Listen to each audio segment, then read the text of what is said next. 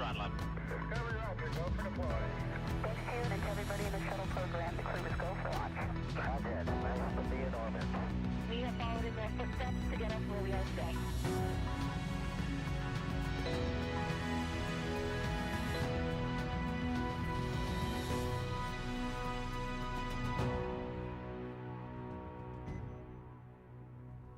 Good afternoon and welcome to NASA's Kennedy Space Center in Florida. I'm Chelsea Bayarte, joined by two very special guests, NASA astronauts Butch Wilmore and Sunny Williams.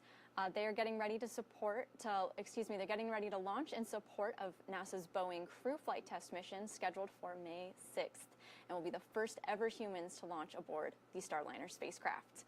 Butch and Sunny, it's really great to see you guys today. We're going to be taking questions on the phone and on social media. So if you're joining us from the phone bridge, please go ahead and press *1 to enter our question queue. If your question has already been asked or you would like to exit the question queue, please go ahead and press *2 to lower your virtual hand in our question queue. But we're also going to be taking questions on social media. So if you have a question and you're following along, please submit your question using #AskNASA. We have a dedicated team here looking out for your questions, so go ahead and submit your questions at this time using #AskNASA. But of course, the people of the hour, Butch and Sunny, how are you guys doing? Doing well. Doing great. Yeah, Happy to be here. Yeah, we're here in crew quarters at Kennedy Space Center, and I say if I could describe what I feel right now in 2 words, it would be well fed. They feed us well. I would absolutely agree with that. Everybody here has been so supportive. We have people from NASA, of course, Boeing, ULA that we're working with on a daily basis, reviewing what we're doing here at crew quarters, and it's just been really remarkable to understand and know that our launch date is right upon us. All right, so tell me a little bit about where you guys are right now. So it's astronaut crew quarters, but what is that? What are you guys spending your time doing? Yeah, it's on the 3rd floor of the ONC building, which is next to the Space Station Processing Facility.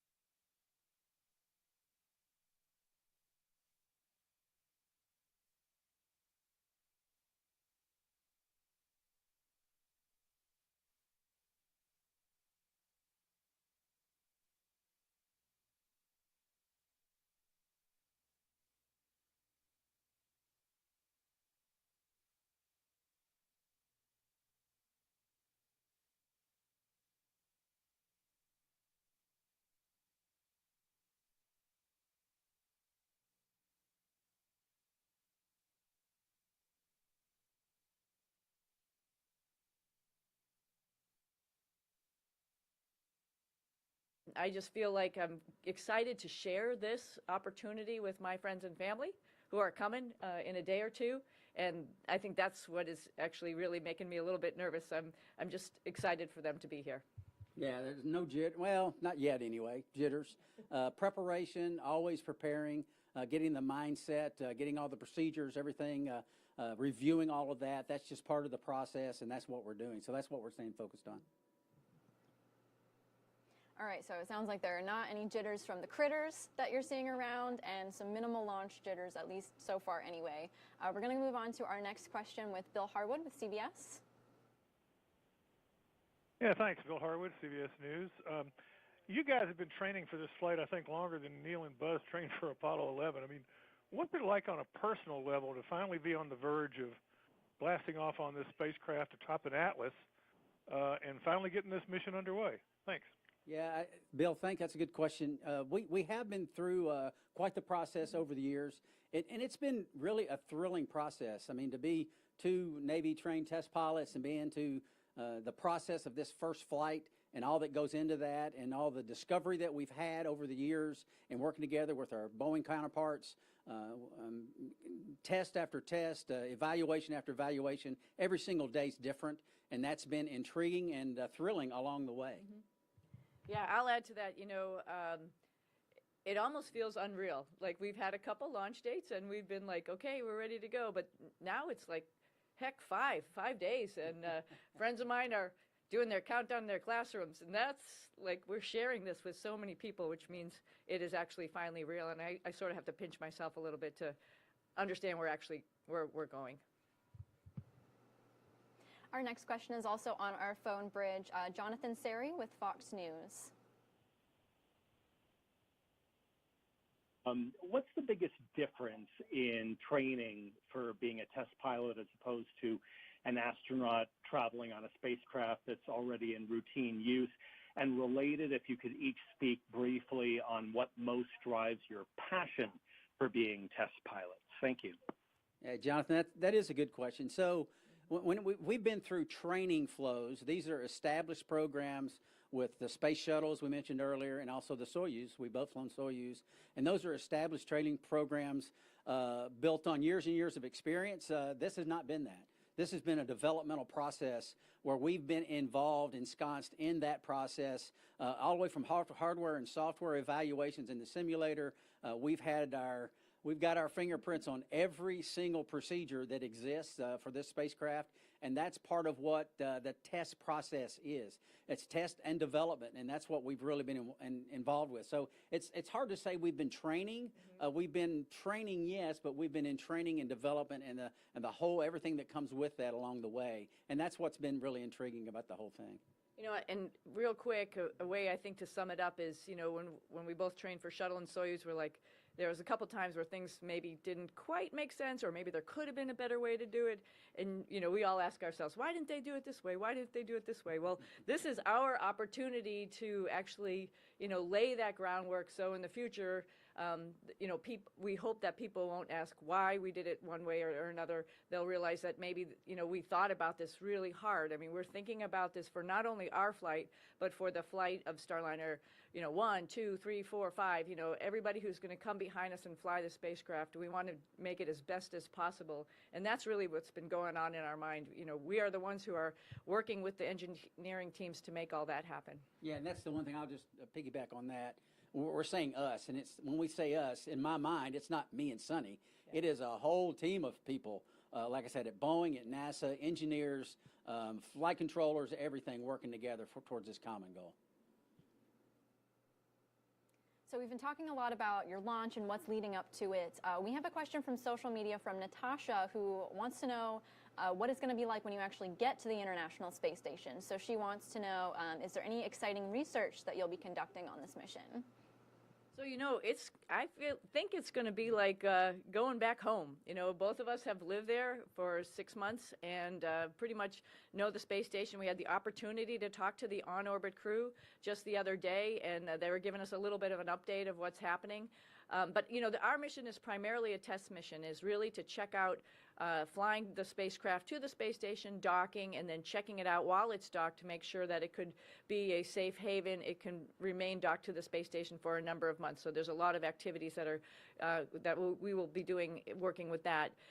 If we end up staying for a little bit longer and we get all of our checks in the block done for our spacecraft, we'll be happy to help out the guys who are up there on the ISS for whatever they're doing. I think Butch and I both like doing maintenance. We're tool guys, and so if there's anything that needs to happen for the space station, we are ready to do that. But our main goal for this spacecraft is really testing it out, shaking it out, not only going to the space station docking, but also then coming home. So we have a lot on our minds thinking about that. But when we get a little bit of a downtime, we're happy to help our colleagues. Yeah, the only thing I'd add, you basically said it, is we're fully trained in all aspects of Starliner and all the tests that we'll be doing. And they're both tests going up toward space station before we get there, while we're attached, and tests when we're on our way home. And while we're at space station, we're fully bona fide certified space station crew members and can do whatever we're asked to do while we're there. Yeah. All right, Natasha, thank you so much for your question. We're going to switch on over to our phone bridge and now take a question from Stephen Clark with Ars Technica. Thanks. Butch, Sonny, y'all had a chance to climb into Starliner last Friday, I believe, out at the VIF. I just wanted to get your impressions of, I know you've been in the spacecraft many times before, but seeing it in its near flight-ready configurations, what was the fit like inside? Just what was that experience like? And is that the last time you'll be inside until launch day, or do you get another opportunity to go in before Monday? Yeah, that was the last time that we'll be in it before we actually climb into launch. And I tell you, when you've been through the process we've been through, and to be able to crawl into the, it's not our spacecraft, but we term it that way, crawl into our spacecraft and snuggle in there and strap in with our spacesuits on, looking at the data on the displays. And on launch day, that data is going to be real and valid data. We've been using simulated data for years now, but when we lay back on our backs on Monday evening, it's going to be real stuff, and the countdowns are going to be real, and it's going to be a really thrilling time. Not just for us, but everybody that's been involved in the process all the way through. Yeah, I would definitely just agree. It felt good to get in our spacesuits and get in our spacecraft and be all plugged in and be able to, communicate to everybody back at home in mission control. It felt like, again, coming home, like this is where we're supposed to be, and I think the appropriate time will be Monday. Our next question from the phone bridge is from Alicia Sars with Mashable. Alicia, go ahead. Hi, thanks for taking my question. Alicia Sowers from Mashable. I can just imagine that after learning of one setback after another for this spacecraft, it would make this test flight understandably kind of scary for your friends and family. And so I'm wondering, how have you talked with them about the problems Starliner has previously encountered, and how have you convinced them that you're going to get back home safe and sound? Yeah, that is a common phrase, and I understand it when you say setback. But honestly, with all the discovery, that's what we would term it, that we've had, it's been steps forward. Yeah, we find an issue, but that's something that we didn't know existed in some cases, and we rectify that. And the spacecraft, I mean, if we could go back just 3 years and talk about the capabilities of the spacecraft, what it was then as envisioned, and then where it's at now after these discoveries and the rectification and finding, or excuse me, fixing all of those issues that we found, it's really leaps and bounds forward. There's been, when we first find it, it's a stop. Let's look at this. But it's not been a setback. It's been pressing forward, and our families have lived that with us, and they've experienced that along with us. And we've tried to articulate that to them so they understand exactly what we're going through as well. Yeah, just like Butch said when we landed here, we're here because we're all ready. And our families and friends have heard about it along the way. We've talked about all the issues that we've encountered, and I think they're happy and proud that we've been part of the process to fix it all. So they're, like I said, they're all coming pretty soon, probably starting tomorrow, and they'll be here for the ride with us. Our next question is from Will Robinson-Smith with Spaceflight Now. Hi, much for taking the time to answer our questions, and good luck coming up on Monday. The last time that Starliner was on orbit, the Crew 4 astronauts got to go inside and unload some of the cargo that was on board. This time around, with Crew 8 and Tracy Dyson up there ready to meet y'all, will any or part of the on-orbit crew be rendezvousing with you guys inside the spacecraft, or what sort of interaction will they have as far as being within the Starliner spacecraft itself once it's docked to station? Thanks. If they're nice, we'll let them in. No, we're excited. We're excited to show off our spacecraft to our friends, but it is our main goal to take care of our spacecraft. We do have one exercise where we're going to check out the living compartment for 4 people, so we will take 2 of them and bring them in with us and make sure everything looks good for 4, because the next time this spacecraft flies to the space station, it will take up 4 people. So we want to check it all out and make sure it's all ready to go. And one of the people up there, Matt Dominic, he was the Capcom for the Starliner mission for a while before he got assigned to Crew 8. So he's very familiar, and I know he's chomping at the bit to get in. Tracy, of course, I know she wants to check it out, and as well as Mike Barrett and Jeanette. So, of course, we're going to give them a little tour around. We're not going to let them touch too much stuff, because it's our stuff. No, I'm joking, but we'll be happy to have them come in and showcase our spacecraft. Nothing to add. Well said. That is awesome, Butch and Sunny. Our next question is another fun one from Daniel Wagner on YouTube, who wants to know, what is your favorite space food that you're looking forward to having while in orbit? Chocolate pudding cake. There's nothing left to be said. It's fabulous. I think they still have muffin tops. Those are pretty awesome, too. All right, sounds great. Our next question is back on our phone bridge from Elizabeth Howell with Space.com. Hi, both of you. Thanks for finding the time in such a busy moment. I was curious if you could talk a little bit more about how your test pilot experience is helping you with both the development for Starliner as well as obviously this mission. Thank you. Well, goodness, that's really the reason that we are here. I mean, that's because of the background that we brought to NASA. And I don't think either one of us ever dreamed that we'd be associated with the first flight of a brand new spacecraft. I know I didn't. But we wouldn't be here if it wasn't for that. The training that we both received at Navy Test Pilot School, I actually went and did an exchange tour with the Air Force and did a exchange with them as an instructor at Air Force Test Pilot School as well. And that background of understanding test, acquisition, what's required to certify various components, the integration of the various systems together, the vital importance of making sure that in an integrated fashion everything works as planned. I think that's been invaluable for the process, and those that have had the same type of training we've had along the way. Yeah, and I really give Butch a lot of credit. You know, it's easy to just say, yeah, that's good, let's just go. But he asks the question why all the time, and it's really, that is the enlightening part of, you know, getting into understanding what's going on with the behind the scenes engineering of some of the capabilities of the spacecraft. Like, why does that happen? Why does that say that on the display? How is that going to help me? How is that going to lead me down a wrong path or a right path? And I've watched him do it a number of times.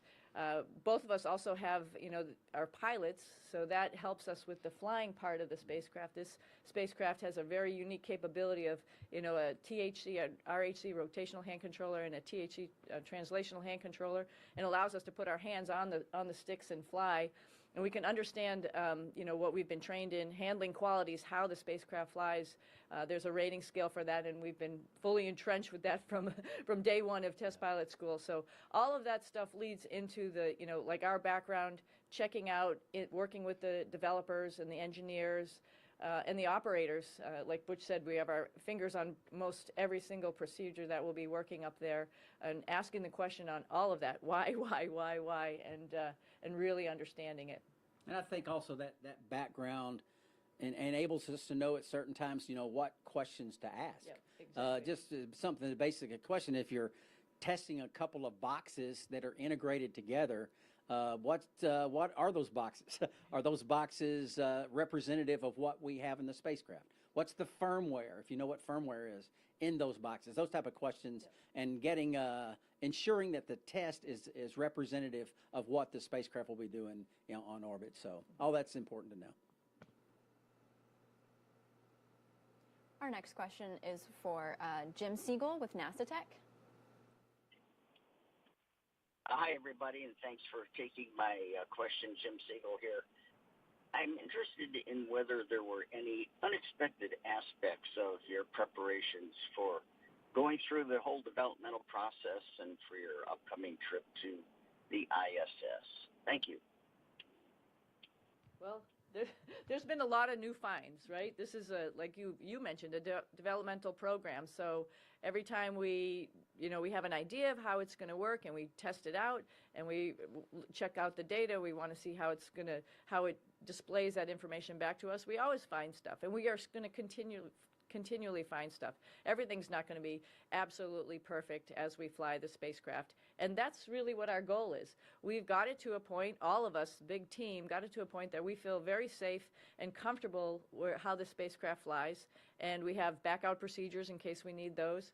But we're going to find new things, and we're going to write those things down, and we're going to relay all that and fix it for the next time this spacecraft flies. So I'm trying to think of a specific example of things we've found, but it's a continual process, and that's okay. I mean, just simple things like, being in our suit in the spacecraft and the routing of our umbilicals and our comm cables. What's the optimum way to do that? We haven't done that much in the spacecraft, and we're learning on a day-to-day basis how to optimize all of that stuff. Yeah. Also, when we do our tests and let me see how I can phrase this. Do the test. We've got all these various boxes in integrated fashion like we talked about. There are 3 modes that this spacecraft can fly in. Fully automated. Just sit back and take a nap. Not a nap, just joking. But, observing, seeing what's taking place, going along with the system, understanding how those systems operate. There are certain failure modes that put the controls, as Sonny said, into our hands. So it's actually manual control with the computers all operating. So you put an input into the control, it sends a signal to the computer sends a signal out to the reaction control system jets for maneuverability.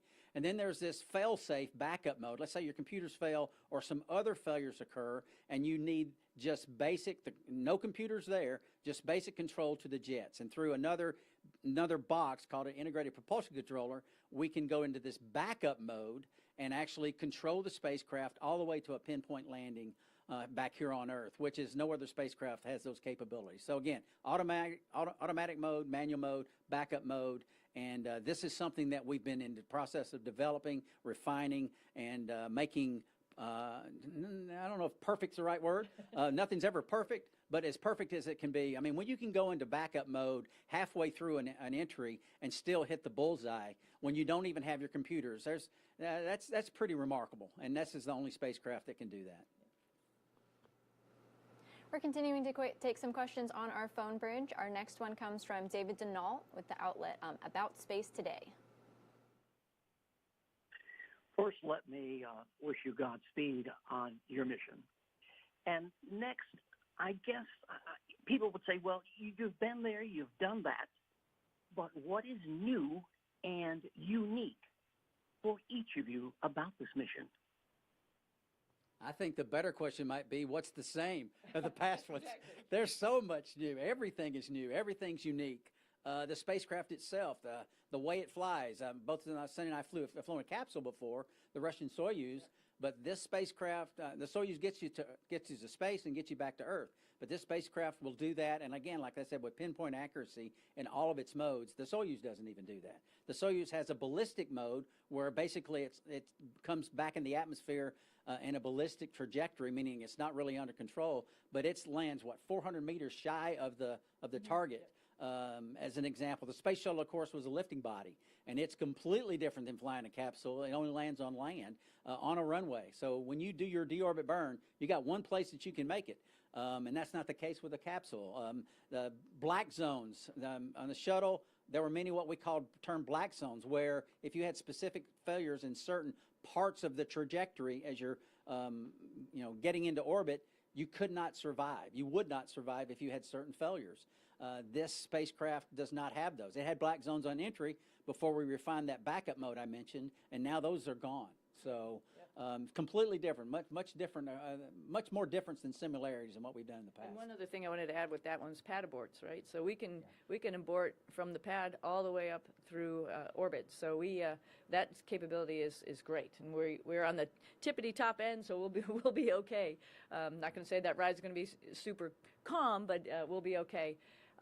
Also, I just want to say, these are three very, very different spacecraft, and I think it's really an honor to be able to use the experience that we had in the shuttle program, the Soyuz program, and bring that experience into a brand new program. Sort of like I was talking about earlier, hopefully the decisions and the thought process philosophies that we have worked with our engineers making the spacecraft and creating the operational concepts, our legacy from those other two programs, and trying to make the best of programs that we've experienced before. So why do the same thing twice? Let's do something different every single time. That sounds great. Our next question is from Sophie Sanchez with Cosmic Chicago. Hi, thank you for taking my call. This is Sophie Sanchez with Chicago Now. First, I want to wish the two of you good luck and Godspeed this coming week on your mission. And then you guys are joining a very short list of astronauts that have tested and certified new spacecraft. Can you share with me how you personally feel about your role and the legacy you're creating on this mission? Thank you. The first word comes to my mind is humbled. It's just the opportunity that the stars aligned and they put us in this position. It's a very humbling position to be in. Grateful, and I think back to people like John Young, who flew STS-1 the first time, and I was the first on the first flight of the Gemini as well. And I actually knew John a bit. He was still in the astronaut office when I arrived, when Sunday and I both arrived. And to be able to follow along and do something that he did is just very humbling. It certainly is, because he was a test pilot. He was the astronaut's astronaut, so to speak, and even be in a position to do something similar to what he did is just really, it's really amazing. Yeah. Really honored to be in this position. I think we just want to do our job, right? And do the best that we can do. Somehow, like Butch said, the stars align, and here we are on this spacecraft for the first time that it will fly. But I think it's just a result of doing your job and being ready to take any challenge that our country and our office is going to give us. We have another question here on the phone bridge, this time from Robert Perlman with Collect Space. Hi, Sunny and Butch. Robert Perlman with Collect Space. My apologies if this has already been asked. I was delayed calling in, but Starliner is not the only vehicle you're becoming the first to ride, but also Boeing's new Astrovan 2. Given your launch rehearsal a few days ago, can you share if the ride out to the pad felt familiar to the shuttle-era Astrovan, or how did the ride compare? Let me start. You are the first to ask that question, so you arrived just on time, and now I'm going to let Butch answer. It's epic. I mean, you're in the Astrovan. It's got cushion seats, and of course, it's got a big video screen in the back. And as you would expect, two Navy test pilots, you know what movie we put on, and actually asked them, they edited out and put only in the flying scenes and the dramatic scenes. Of course, it was Top Gun Maverick.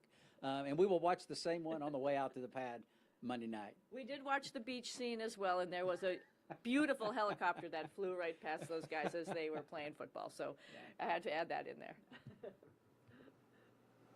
That sounds amazing. We're going to switch over now to social media questions. So Paula from Facebook asks, what do you do on a typical day during your mission? I don't think any day is actually going to be typical, but we have it all laid out. We have this great group of people called I call them the Fun Activities Office.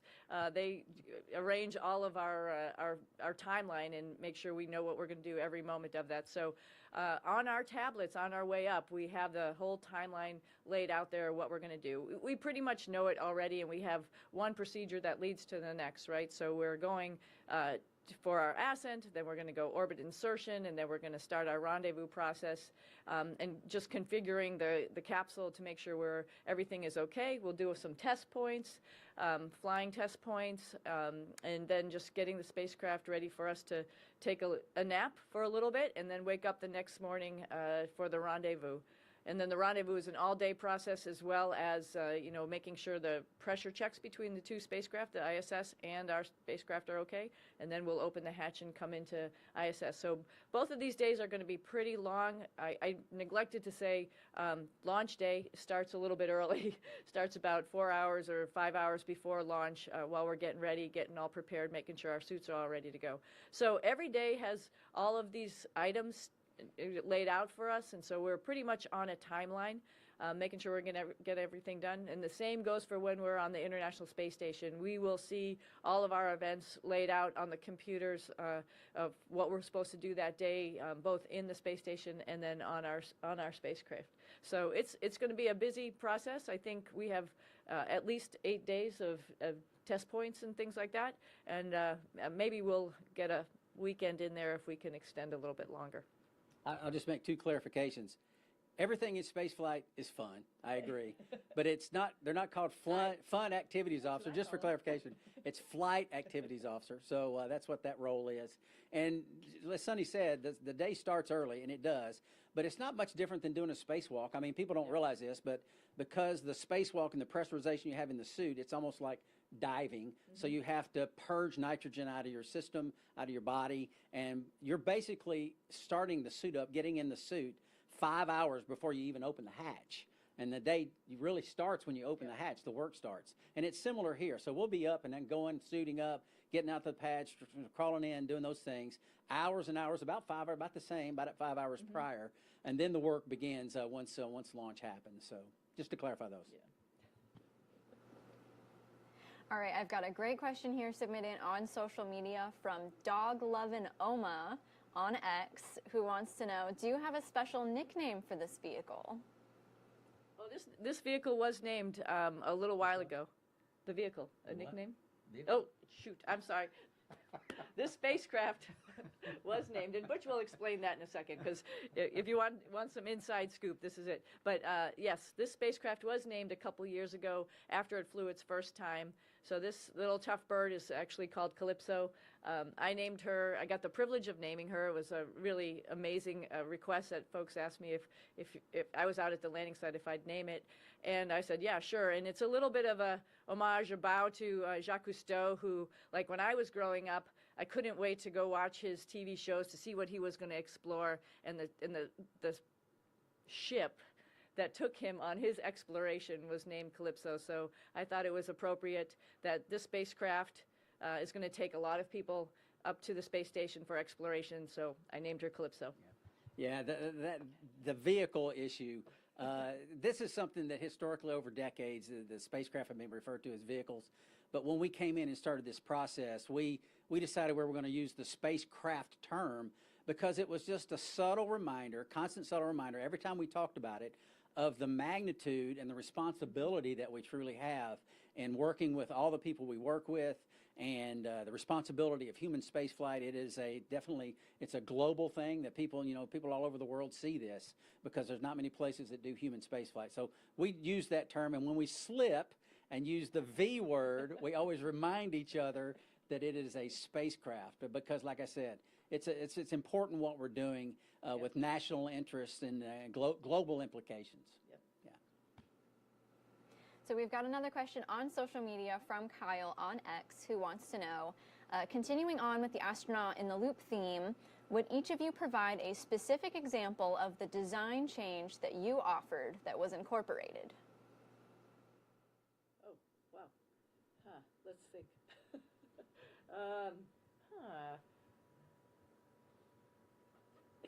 Do you have a good one? I don't have a good one quite yet. I got to think about that for a second. Give me a second. I think that team effort. Yeah, it's hard for me to say that I did it. I know. Maybe I voiced it. Other people thought it.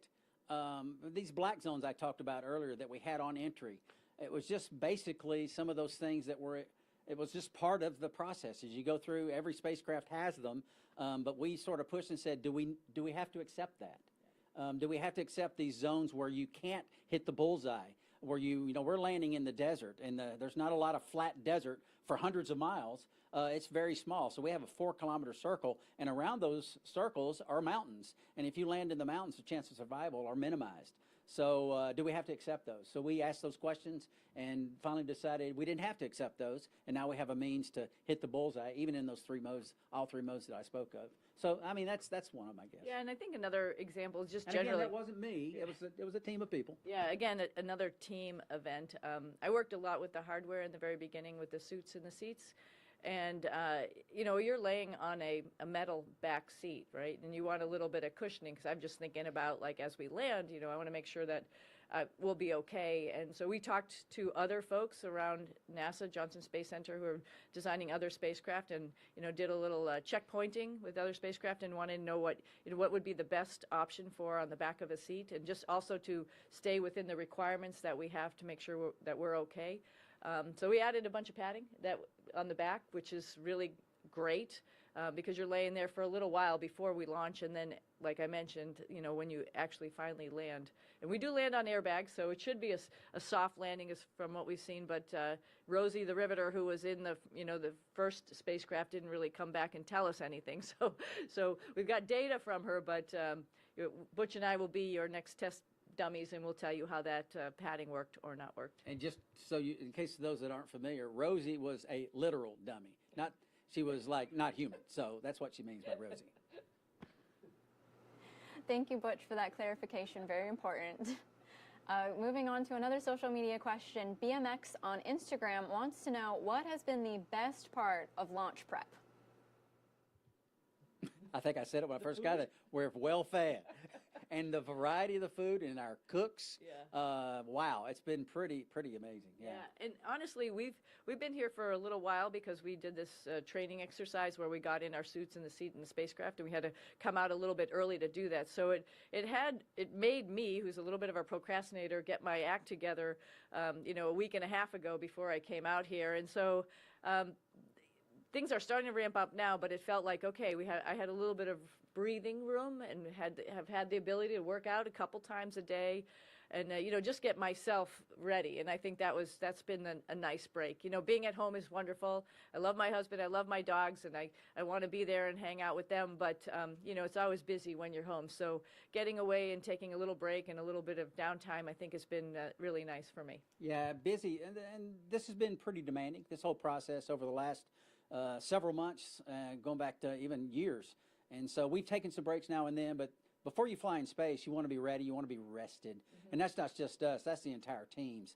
And that's what this couple of weeks gives us that. We're going to be physically ready, not like I said, not just us, but the mission control, all the people there, they're sleep shifting, they're doing those things just like we are. We're going to go to bed tonight at 1 a.m. And by the night before launch, we're going to go to bed that day at 6 a.m. and get up at 3 in the afternoon to launch at 10:34 that night.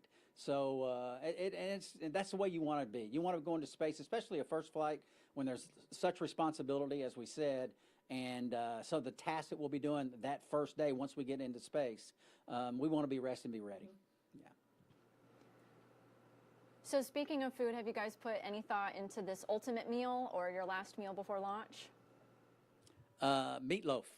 I'm going with the meatloaf. The cook here makes a fantastic meatloaf. We had it the first or second night we were here, and I thought I'm going that again, and some kind of broccoli something. Yeah, and I'm from New England, and so my first option was like, oh, cool, it's lobster. That's what I'm going to have. But then I thought about it for a little while, and I'm a little smarter than that. Springtime is not the best time for lobster. And honestly, I haven't had lobster for a little while, so I was a little bit worried about it. So I backed off and went to salmon, just something that my body is used to.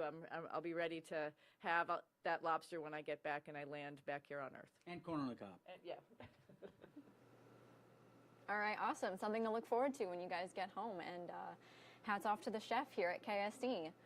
Continuing on with our social media questions, we have one from That Opal Guy on YouTube who wants to know what special personal items will you guys be taking with you?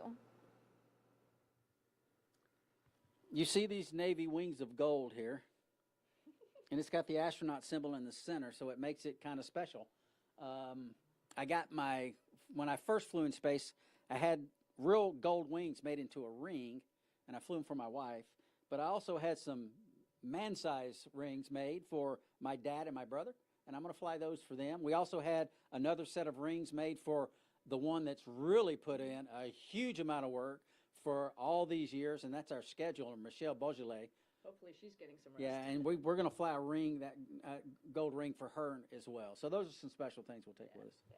I have a couple things for my family, but I have a couple things from a school in Massachusetts that sort of bears my name, and a bunch of 500 little students there who are going to be watching this launch, and hopefully their parents are going to let them stay up till 10:30 at night. So I have a bunch of stuff that represents that. I'm also Navy. I went to the Naval Academy, so have a couple things that represents that and the class of '87. So we'll be ready. There'll be some surprises up there as well. And I'm not going to let her get away with that. It doesn't sort of bear her name. It's the Sunita Williams Elementary School, so that's pretty special. That's pretty cool. All right, that sounds awesome. So we've got time for about one more question today, and I believe the username is pronounced Shertugal, but this person on X wants to know, what does your playlist sound like, look like on launch day? Epic music. If it's in a fight scene, epic scene, flight scene in Top Gun Maverick, it's on my playlist. Epic music. Yeah, that is true. It's definitely epic. Mine is not so epic, but I do like a little bit of country western, a little bit of a pop. So I got a little Kenny Chesney, got a little Zach Brown out there ready to go. So just thinking about, the beach and relaxing with family, I think is the tunes that I like. Yeah. And just an example, if anyone wants to pull them up, Guardians at the Gate or Freedom Fighters are two examples. All right, sounds like you guys have it all figured out. That sounds great. So that is about all the time that we have today. Butch and Sunny, thank you so much for all of your time. Thank you for joining us. We wish you all the best during NASA's Boeing Crew Flight Test mission. And we can't wait to watch you launch on May 6th. We'll be back Friday, May 3rd with mission managers for a pre-launch news conference, and you can catch that as well as further coverage on NASA Plus and nasa.gov/live. We'll see you then. Thanks for joining us.